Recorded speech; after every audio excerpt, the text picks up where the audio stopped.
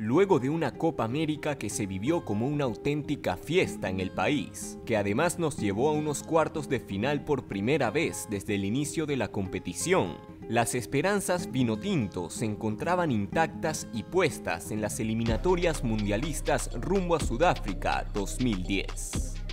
El cuerpo técnico ya había recibido un par de críticas luego de dejar fuera de la convocatoria final para la Copa América al histórico Gaby Urdaneta. Pero aún así, Richard Páez tenía la confianza absoluta de una afición y una federación venezolana que cada vez pedía mejores resultados y se volvía más exigente en el juego de una plantilla más experimentada y consagrada en el extranjero. La primera doble fecha premundialista, disputada en octubre de 2007, dejó un sabor agridulce para el combinado nacional, pues en el debut ante Ecuador, en el Estadio Atahualpa de Quito, se consiguió un triunfo histórico, el primero en territorio ecuatoriano luego de un partido donde los locales avasallaron constantemente a los criollos, quienes no atacaron prácticamente en ninguna ocasión, pero que terminaron llevándose el triunfo contra todo pronóstico, con uno de los mejores goles en la historia de las eliminatorias sudamericanas a cargo de José Manuel Rey, tras un tiro libre violentamente ejecutado desde aproximadamente 40 metros, lo que silenció por completo al olímpico.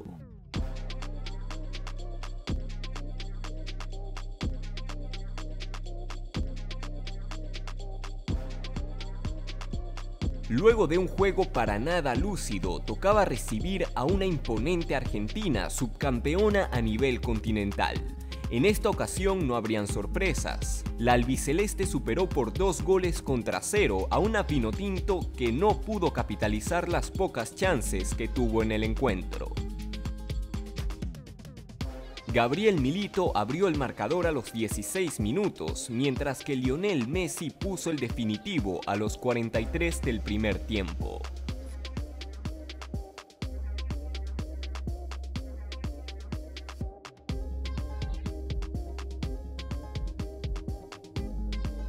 Luego de este partido, todo se empezó a venir abajo para los de Páez. Otro de los históricos, Héctor Turbo González, anunció su desvinculación de la selección nacional luego de jugar apenas 13 minutos ante Ecuador, por la incorporación al once de un joven Roberto Rosales y de quedarse en el banquillo contra Argentina. Esto, más las no convocatorias de Urdaneta, pusieron en cuestionamiento las decisiones del Dr. Páez, que empezaba a sentir el peso de tener a la prensa y a la afición en contra. Para la jornada 3 tocó visitar a Colombia en el Metropolitano de Barranquilla. Los colombianos se llevaron la victoria tras un gol del lateral Rubén Darío Bustos en la fracción 81 de partido, consiguiendo batir a Leo Morales tras un tiro libre. El encuentro se desenvolvió sin mucha lucidez por parte de ninguno de los dos equipos, siendo los venezolanos los que intentaron bajo todos los medios mantener el 0-0 parcial. Otro partido nada destacable para la ofensiva criolla que empezaba a generar críticas por el lado de la afición. La siguiente contienda parecía ser la de la redención. La Vinotinto jugaba nada más y nada menos que en Pueblo Nuevo ante el combinado de Bolivia. Parecía ser una ocasión inigualable para dar un golpe sobre la mesa y reconciliar al cuerpo técnico con su afición, pero terminó siendo todo lo contrario. El partido se jugó a un trepidante ritmo. Marcelo Martins abrió el marcador para los visitantes a los 19 del primer tiempo y apenas un minuto después, Daniel Cafú Arismendi empató el encuentro.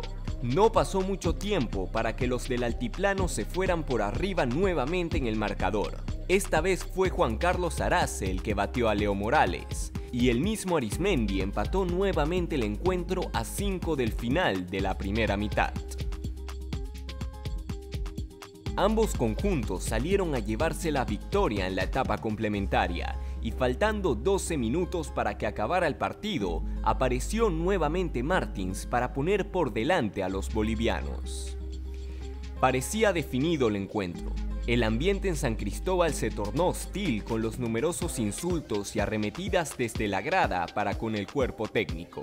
La afición venezolana exigía con cánticos la salida de Ricardo David, hijo del técnico venezolano que no había tenido el mejor de los rendimientos en los últimos partidos. Y fue precisamente con los cambios que Venezuela logró darle la vuelta al marcador, con tantos de Alejandro Lobo Guerra al 82, que empataba las acciones, y un doblete de Giancarlo Maldonado en 5 minutos que le dio la victoria a los locales con un sabor amargo.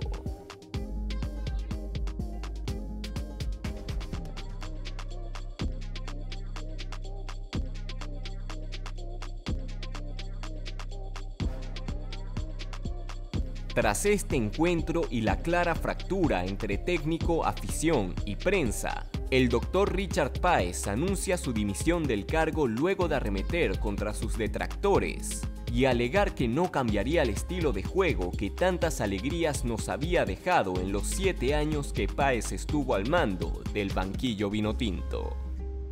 Una selección en pleno arranque de eliminatorias que pierda al técnico más ganador en su historia no era el escenario más alentador para conseguir el sueño mundialista. César Farías sería el elegido para tomar el timón vinotinto tras un largo recorrido por el fútbol venezolano, proponiendo un proyecto a largo plazo que incluía también tomar el control de las selecciones juveniles.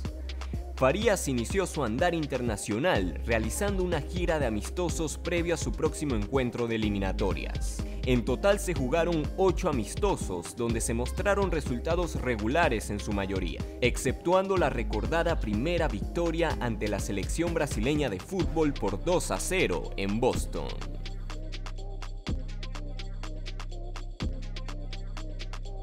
Sin embargo, el inicio de Farías al cargo no fue nada fácil. Varios jugadores no tomaron bien la salida de Richard, lo que ocasionó un vestuario dividido y algunos nombres que decidieron no regresar a la selección.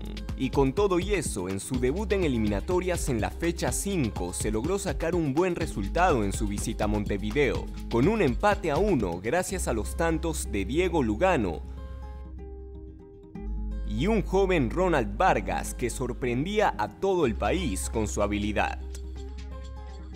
No obstante, no volveríamos a sacar un resultado así en el resto de la primera vuelta. Derrotas ante Chile por 3-2 en uno de los mejores partidos de dicha eliminatoria con un Humberto Suazo que le dio la victoria a la Roja al minuto 92. Perú en Lima por la mínima diferencia. Paraguay también de visita 2-0 y finalmente contra Brasil en casa con una goleada 4-0 no dejaban un panorama esperanzador para la afición vinotinto, que pese a que se veía una idea buena dentro del terreno, no terminaba de ser contundente en cuanto a resultados. El cambio llegó en la jornada 10 cuando recibimos la visita del combinado ecuatoriano. La escuadra de César Farías le dio la vuelta a un 0-1 en contra desde el minuto 10, para terminar llevándose los 3 puntos con un marcador de 3-1. Tantos de Giancarlo Maldonado, Alejandro Moreno y Juan Arango, todos en la segunda mitad, terminaron por darle la primera victoria en eliminatorias a César Farías. Con este resultado, los criollos se mantenían en la pelea al ascender al 8º puesto de la tabla. Luego de una anticipada derrota ante el albiceleste por goleada, la escuadra vinotinto se medía a Colombia en Puerto La Cruz en un enfrentamiento que poco a poco se convertía en uno de los más intensos del continente. El partido se jugó de forma igualada por parte de ambos combinados, pero el joven Miku Fedor fue el que rompió el silencio viniendo desde el banquillo, para que luego Juan Arango hiciera de las suyas por medio de un tiro libre ejecutado a lo Juan Arango. 3 puntos de oro conseguidos aquella noche en el José Antonio Anzoátegui. 6 de junio de 2009. Tocaba enfrentar la altura de La Paz, donde Venezuela no había podido rescatar ni siquiera un empate, una cifra demoledora para cualquier equipo. Los de Farías implementaron un plan de preparación a la altura de un mes de entrenamiento en Quito y posteriormente en la capital boliviana. Todo para afrontar un encuentro que era clave para las aspiraciones del boleto a Sudáfrica. Tras una larga previa, una vez el árbitro pitó el comienzo del partido, todo fue para los locales, que salieron a hacerle mucho daño a Venezuela por las bandas. Contra todo pronóstico, la Vinotinto se haría por delante en el marcador luego de un centro de Luis Manuel Seijas que termina en el arco boliviano tras el intento de rechace del defensor Ronald Rivero. Tras el gol, la ansiedad de Bolivia creció y aumentaron los ataques infructuosos frente a la portería venezolana, defendida por aquel entonces por un joven Rafa Romo que se mostró más que seguro bajo los 3 palos, siendo la gran figura del encuentro. Primera victoria en La Paz en nuestra historia y 3 puntos que nos dejaban a una sola unidad de la 5ª posición. La fecha 14 se jugaba en Puerto Ordaz. Los caribeños recibieron a Uruguay con un partido donde salieron de tú a tú, o así lo demostró Maldonado apenas al minuto 9 al colocar por arriba a los locales. Antes de que 2 tantos, primero de Luis Suárez y posteriormente de Diego Forlán, le dieran la vuelta a las acciones. Sin embargo, no les duró mucho la alegría a los charrúas, pues apenas un minuto después del segundo tanto, José Manuel Rey clavó un tiro libre que le amargó la tarde a los celestes y selló el encuentro con un empate a 2. En su visita a Santiago, Venezuela llegaba como la sorpresa, pero no terminaba de inquietar a una Chile dirigida por Marcelo Bielsa, que se encontraba cómoda en los primeros puestos. Arturo Vidal en los primeros minutos del encuentro puso por delante a la Roja por vía del córner, pero con tantos de Maldonado y José Manuel Rey en su especialidad, Venezuela superaba a los locales que en el segundo tiempo empataron el partido tras un error en la saga defensiva llanera, que daban un nuevo batacazo fuera de casa. En la jornada 16, un doblete de Nicolás Miku Fedor y uno más de Ronald Vargas fueron suficientes para superar al colista del torneo. Una selección de Perú ya sin posibilidades de ocupar una plaza a la Copa del Mundo, que descontó gracias a un gol en propia puerta de Juan Fuenmayor. Venezuela, con 21 puntos en la tabla, alcanzaba oficialmente el puntaje más alto en toda su historia en eliminatorias sudamericanas y nuevamente llegaba a la última doble fecha con chances de la hazaña mundialista. Nuevamente Paraguay, nuevamente en casa y nuevamente jugándose la clasificación, Venezuela recibía a la albirroja en el estadio Cachamay con la necesidad de sacar 3 puntos, sabiendo que enfrentarían a Brasil en la última fecha. Colombia, Ecuador y Uruguay eran las otras selecciones que competían por ese 5º puesto al repechaje. Pero por más que se jugó un gran partido, además de una gran eliminatoria, la Vinotinto se quedó nuevamente a las puertas de lograr el cupo a Sudáfrica. El partido se fue rápidamente de las manos tras un gol del ariete Salvador Cabañas al minuto 7, luego de una buena jugada colectiva de los visitantes. Venezuela generó llegadas y Miku estuvo a punto de empatar en varias ocasiones, incluyendo una por vía del penal, pero justo Villar le dijo que no a todas ellas. Al 79, René Cardoso colocaba el segundo para la visita, que dejaba el partido prácticamente sentenciado en una desatención defensiva. Y fue el experimentado Alexander Pequeño Rondón el que consiguió batir la muralla guaraní ya al minuto 85 para darle algo de emoción al final. Sin embargo, el marcador no se movería más, lo que dejaba a Venezuela con chances mínimas para la clasificación en caso de una serie de resultados nada favorables. Sin embargo, los criollos despedirían las eliminatorias por todo lo alto, consiguiendo el primer empate en su historia ante la selección de Brasil, nada más y nada menos que en su casa. Un partido muy sufrido para los brasileños que terminaron el encuentro con 10 jugadores por la expulsión de Miranda al minuto 55 y que vieron cómo Giancarlo Maldonado casi clavaba un gol olímpico de no ser por la gran intervención de Julio César. Un punto que nos posicionó en el octavo lugar de la tabla a tan solo 2 unidades del tan ansiado quinto lugar que terminó ocupando la selección de Uruguay.